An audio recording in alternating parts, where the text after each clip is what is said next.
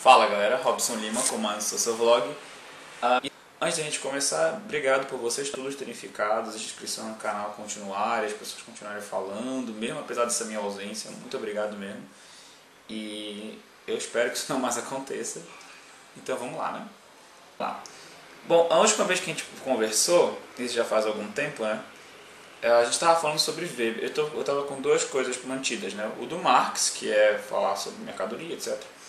E o do Weber, que no Economia e Sociedade, o Weber dedicou ao conceito de ação social uns 2 parágrafos, 3, que naquele livro é tipo 10 páginas, né? Então é um conceito bastante explicado, etc.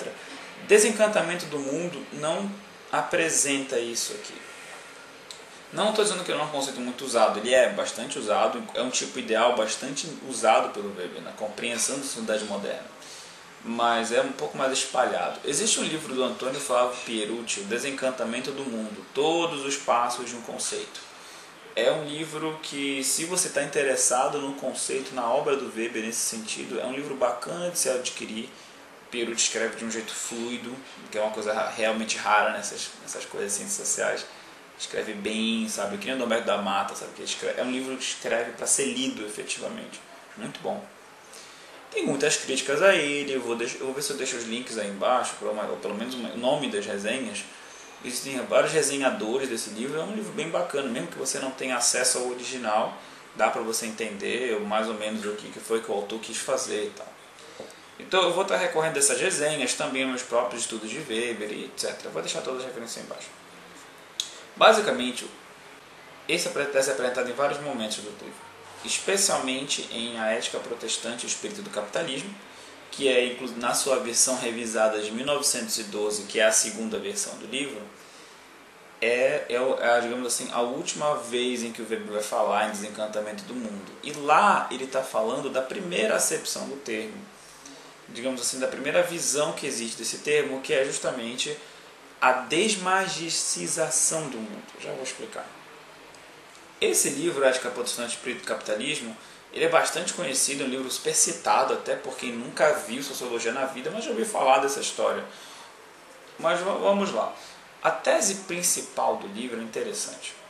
Você tem que entender que para o Weber, o capitalismo de tipo moderno, ele tem que entender esse capitalismo de tipo moderno. Mas ele não é que nem Marx, que entende que antes de nós não havia capitalismo. Weber ele tem uma versão um pouquinho diferente disso. E ele diz que sim, houve vários capitalismos, mas o nosso é bastante particular por uma série de motivos.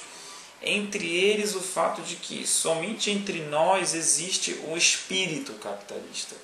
O capitalismo ele se tornou, digamos assim, parte da nossa cultura. E somente na Europa isso acontece. Da Europa se espalha. E existe, obviamente, uma série de motivos, inclusive econômicos e materiais, que o Weber nunca negou. Mas ele não está muito interessado nisso. Ele, até por questões metodológicas dele, por colocar a ação social e a compreensão da ação social como o foco da sociologia que ele estava querendo construir, do que ele considerava que era a tarefa, digamos assim, o objeto metodológico da sociologia, ele não vai se focar muito em estruturas, ele não gosta muito de falar nisso, na verdade. Ele fala de vez em quando, mas ele não gosta.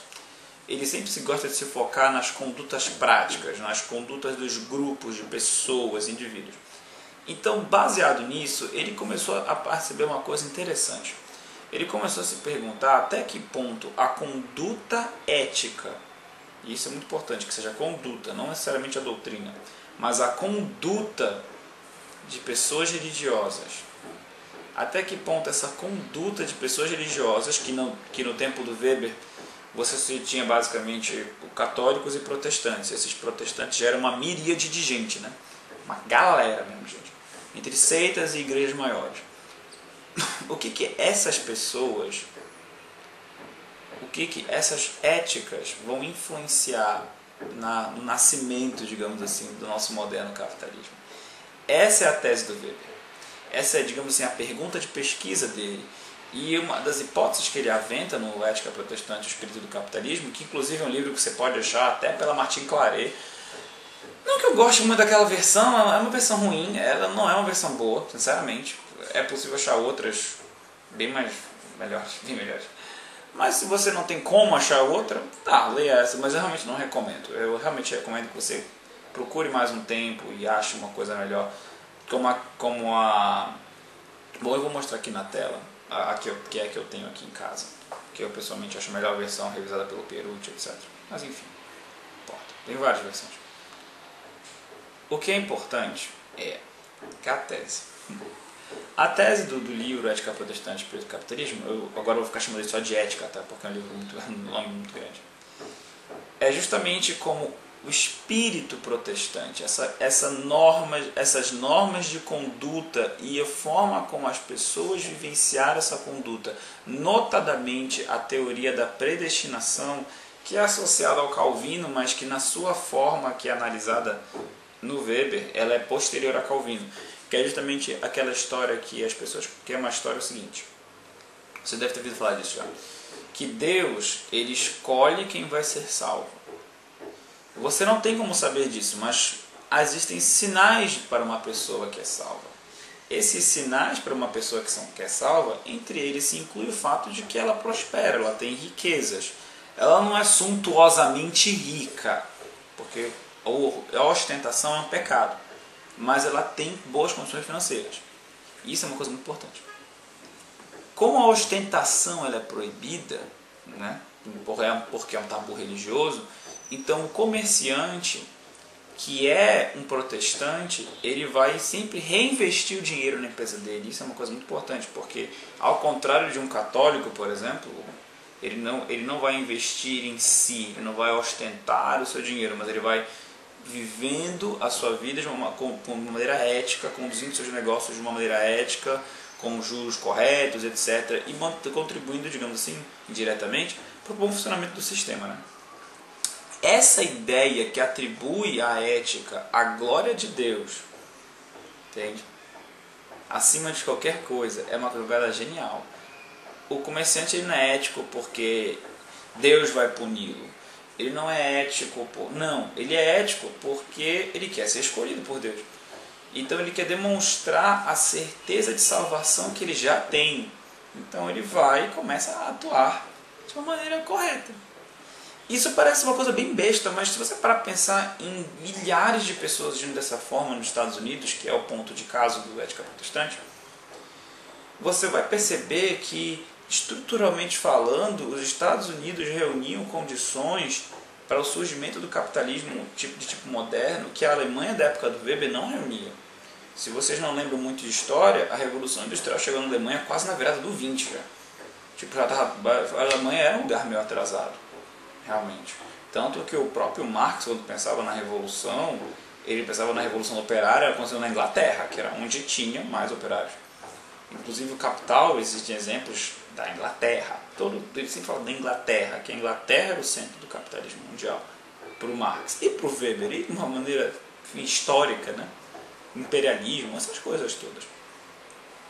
Então esse espírito protestante, ele vai ajudar a construir o capitalismo de tipo moderno.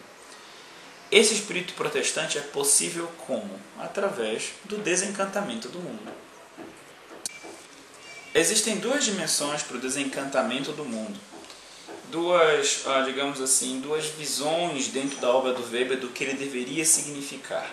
A primeira, como eu já falei, é a desmagicização do mundo, que eu vou explicar agora. E a segunda é uma que relaciona o desencantamento do mundo à racionalização do mundo, digamos assim, as consequências da revolução técnico-científica, que é operada ainda lá atrás por Descartes, né? É necessário entender que quando Weber fala de desencantamento do mundo, ele está sempre falando de um processo que já acabou. Então Weber está escrevendo essas coisas no final do 19 e começo do 20. Ele não está falando de uma coisa que aconteceu no 19. Ele está falando de uma coisa que aconteceu no século XV, no século XVII.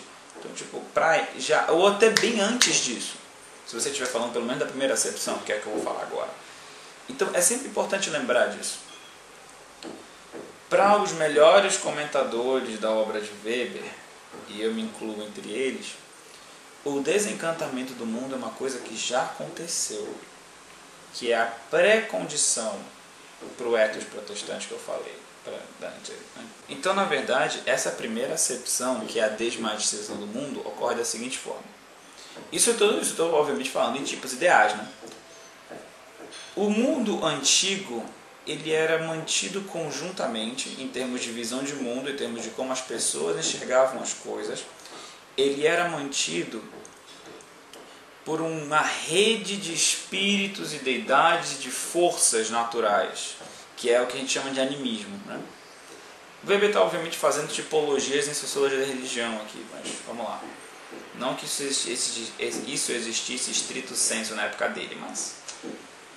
Então, o animismo, que é essa ideia de que o mundo está permeado de espíritos que podem ser bons ou maus dependendo de como você os manipule, de energias, né, etc. Isso é tipicamente animista. E isso é um pensamento bastante interessante. Procura pensar nesse tempo que os homens pensavam dessa forma. Então, isso é através de várias coisas que não são ditas na ética protestante, tá? Isso que eu vou falar é dito em Sociologia das Religiões e na terceira parte da Economia e Sociedade, que eu também tenho nos livros aí. Então o que acontece?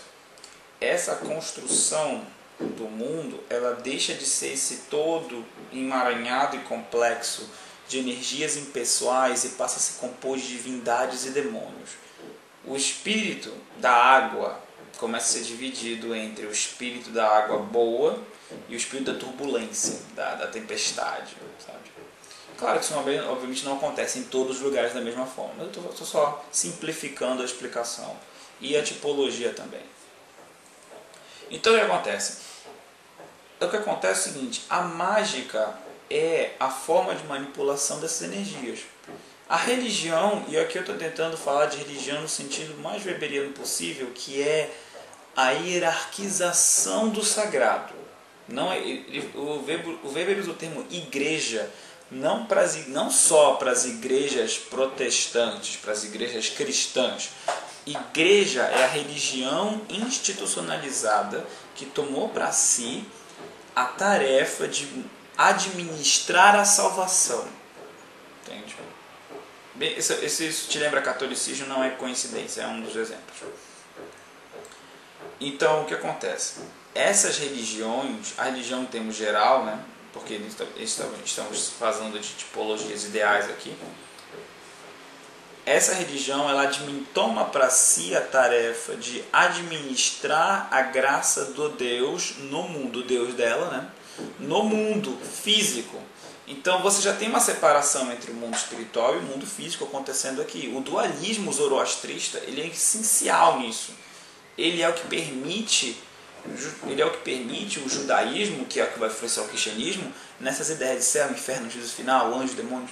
O zoroastrismo é uma religião super antiga e que hoje em dia quase não tem mais seguidores, sabe? Comparativamente falando, mas ela é essencial nesse sentido. Ela é uma religião assim, que traz, digamos assim, para o espectro do Ocidente, do Oriente Próximo, né, que na época o Oriente Médio hoje em dia, né, que é o fértil crescente onde está Israel, e tal.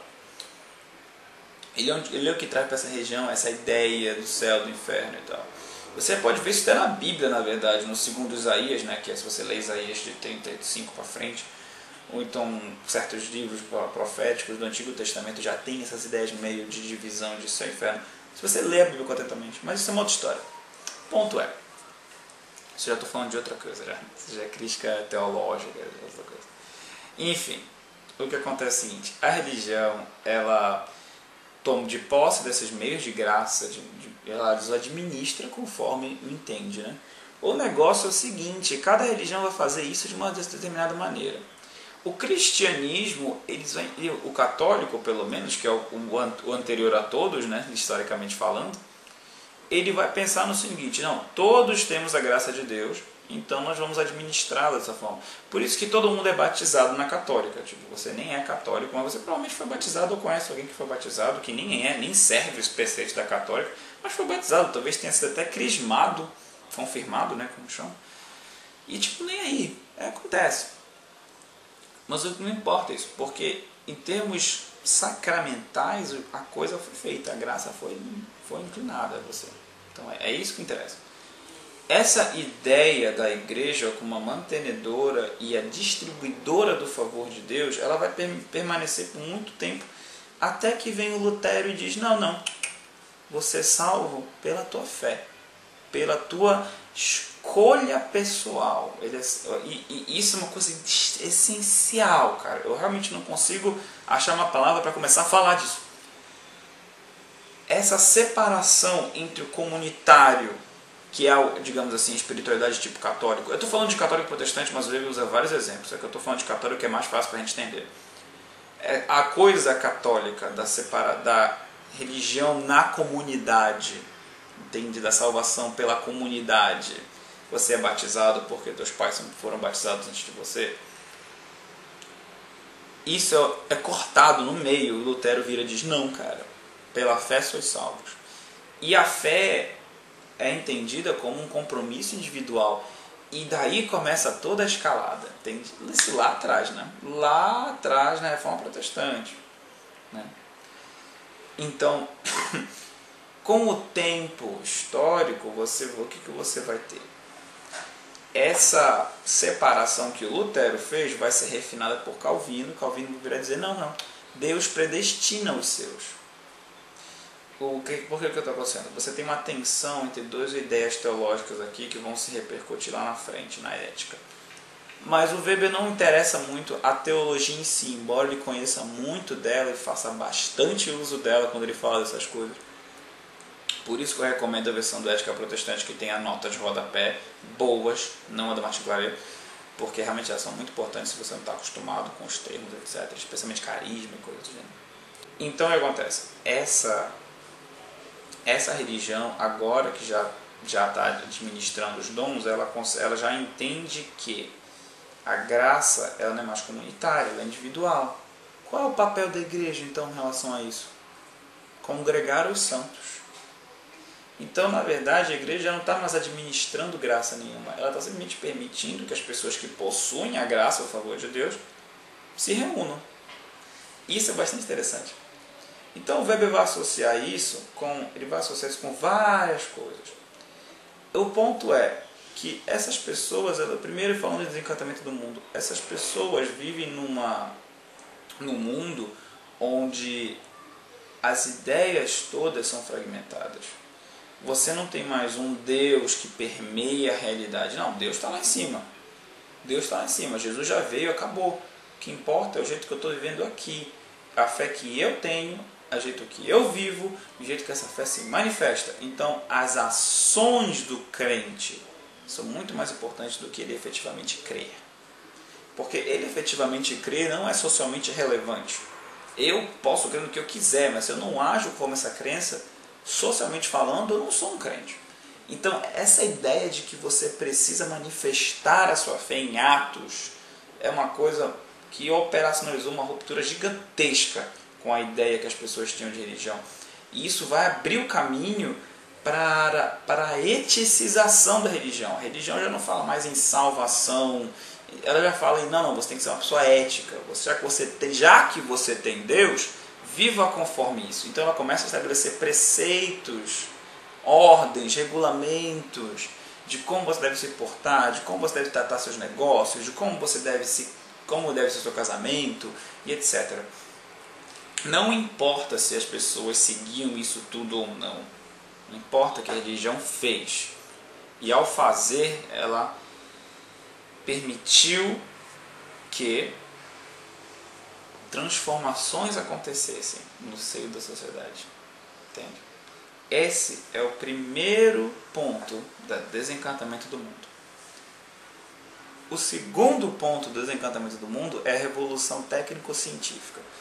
Weber às vezes vai falar nesse sentido, sabe? Querendo dizer que como o mundo foi desencantado pela religião, ele também abriu as portas para, digamos assim, a ideia de que já que o mundo não é imbuído de deidade, né? Não é essa parede atrás de mim não é sagrada, o ar que eu estou respirando não vem de um Deus, a árvore que está crescendo ali no canto não é mágica, eu posso manipular o ar para energia, eu posso cortar a árvore para fazer lenha, eu posso fazer isso e aquilo. Essa ideia de manipulação da natureza que é, na essência, a separação entre o homem e a natureza operada em nível epistemológico, né, de conhecimento, e que já remonta ao Descartes, ou seja, antes de Lutero. Esse é o segundo assunto, né, a segunda acepção do termo de desencantamento do mundo. Ele é importante na medida que você tem que pensar que ele ocorreu, mas ele é mais abordado por Weber e por outros teólogos, por outros sociólogos, né, por outros teólogos também, e outros pensadores de maneira geral, como a secularização do mundo. Entende? Não é tão dito dessa forma. É um outro conceito, que é uma outra história, bem parecida com essa outra história. O que importa é que o desencantamento do mundo, acima de tudo, é um conceito de vivência religiosa e de vivência religiosa. É isso que é importante. A religião ela é usada como um estudo de caso, porque o desencantamento do mundo foi operado pela religião, mas isso tem consequências além da própria religião, do modo que as pessoas conduzem sua vida, e na hora que elas conduzem sua vida conforme a religião, elas estão, na verdade, agindo conforme uma ética religiosa. E essa ética religiosa que é a ética protestante que o Weber vai falar no livro. E é assim que as coisas estão ligadas. Ufa! Bom, eu espero que isso tenha resolvido um pouco a situação, né? Um pouco da confusão do ética protestante e do capitalismo. Esse é, obviamente, o meu resumo e o meu resumo também do conceito de desencantamento do mundo. Existem milhares de coisas que podem ser ditas desses conceitos. O Weber, inclusive, é um dos autores que está sendo resgatado, né, pela crítica sociológica mundial.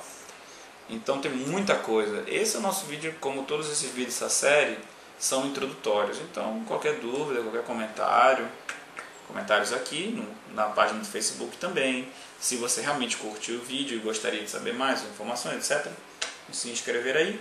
Não esqueça de avisar seus amigos, parentes, familiares, gato, cachorro, passarinho, que estamos fazendo isso. E no mais, muito obrigado por estarem aqui.